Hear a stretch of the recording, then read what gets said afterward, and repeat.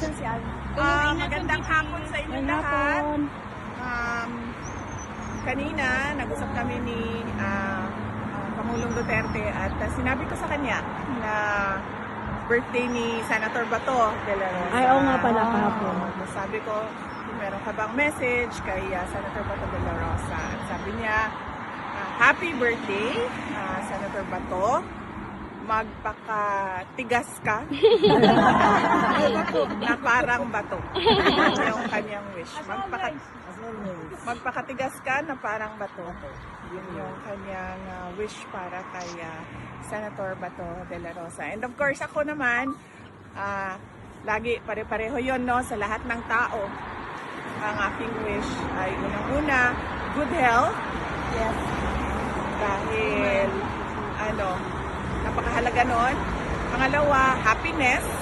Dahil mahalaga din sa isang tao yung kaligayahan. And syempre, pangatlo, success in the year of the horse. So, greetings namin kay Senator Bato de la Rosa. Happy birthday. At so, yun lang. And sa inyong lahat na nandito sa Duterte Street at tuloy-tuloy na nagpapakita ng suporta kay dating Pangulong Rodrigo Duterte. Pinapaabot namin ang aming taus-pusong pasasalamat. Hindi na maubos yung pasalamat namin dahil sa inyong pagmamahal sa ating Tatay Digong. At sana ay matapos na yung kaso niya at makauwi na siya sa Davao City. Pero okay naman si Tatay Digong ngayon, ma'am. Yes, ma'am. Oh, okay. Inimbita nga ako ni ma'am na kumain. Sabi ko na masyado akong maraming nakain sa loob kasi gusto niya habang nagkukwentuhan ay merong kinakain, may pulutan. Tapos yung alak namin, Sprite Zero. Hindi na Coca-Cola. Zero. Hindi Coke ang hiningi niya ngayon. Sprite ang so hiningi nagbago niya. na talaga siya. Pero Sprite zero na. zero. Zero pa rin na Sprite ang kanyang preference ngayong araw na ito. So at least, So naubos na namin yung Sprite sa Venlo. Kanina, pagkatapos na doon sa isang Sprite, ay lumipat na kami sa Fanta. Exotic. Yung exotic Fanta. Zero pa rin. Zero pa rin, hindi na. Marami pa kasing Fanta na orange, ma'am. Pagkaubos yan, ma'am, I'm sure aabot na kami doon sa exotic.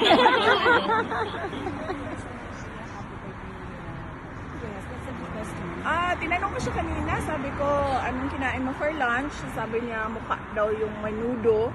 And then, syempre, sabi ko, ang reaction ko was, sabi ko, ang tagal ko na hindi nakakain ng menudo. Parang hindi na ata uso yung menudo ngayong panahon na ito. So, menudo daw. Menudo-like. Yan ang sinabi niya. Parang menudo. Magana pa rin. Pero hindi. Siguro kasi wala naman siyang sinabi na hindi siya kumain. Kasi nung tinanong ko siya, anong ulam mo? Sabi niya, menudo-like. Yun yung kanyang.